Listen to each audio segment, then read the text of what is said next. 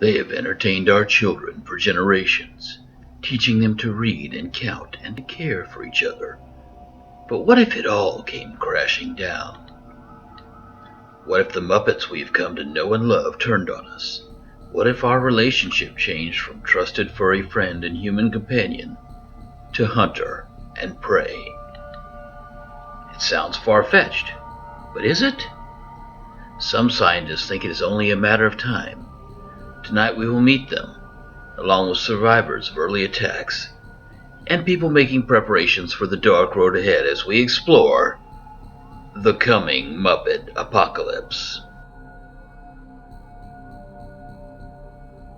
Most scientists think the very notion of a coming Muppet apocalypse, or CMA, is insanely stupid, but some, like Professor Elias Van Perkendorf of the University of Southern Mississippi, Pascagoula Urban Community Annex, believe a CMA is not only possible, but imminent.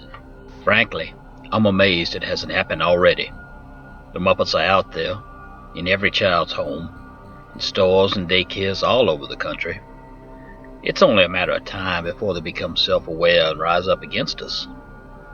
My complex mathematical models show the CMA starting simultaneously in Orlando, New York, and Los Angeles, the cities with the highest MPC, or Muppets per capita, and spreading like wildfire throughout the country. But Professor Elias's theories are not without controversy. There are those, like Professor Erwin Stroot, also with the USMPUCA, who believe Van Perkendorf is barking up the wrong tree. If by barking up the wrong tree you mean ranting incoherently about an insane nation, then yeah, he's barking up the wrong tree. Well, professional jealousy is never pretty. First of all, Professor Van Perkendorf was adjunct faculty for one summer session 6 years ago. He taught a class on the cultural impact of Murder, She Wrote, the TV show.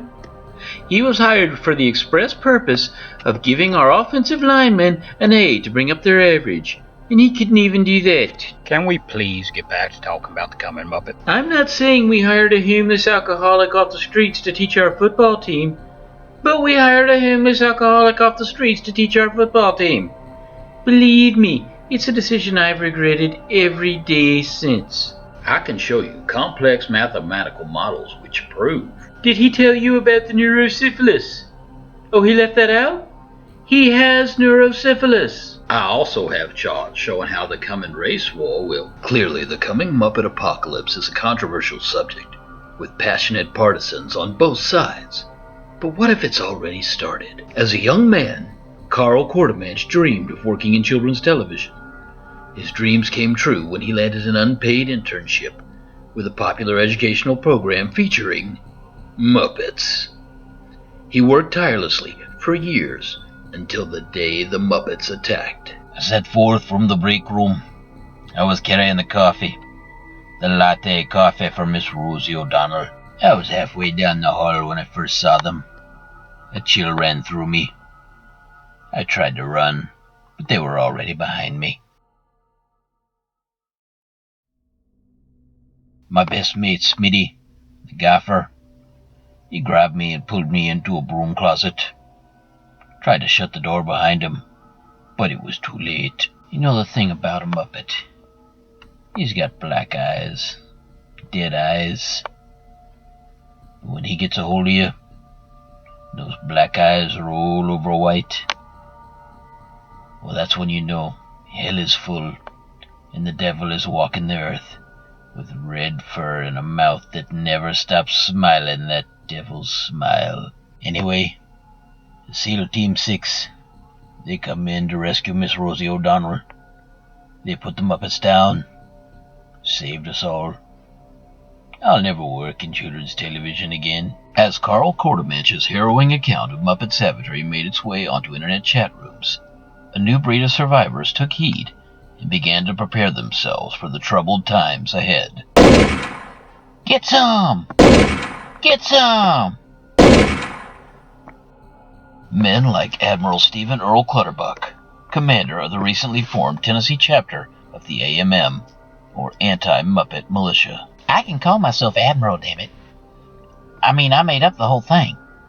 I say the guy in charge is called Admiral, and I'm the guy in charge. Admiral Clutterbuck has been undergoing a rigorous routine of physical and mental preparation since he first heard about the coming Muppet apocalypse 3 days ago. Just last Sunday, I got laid off from my job at the Chuck E. Cheese.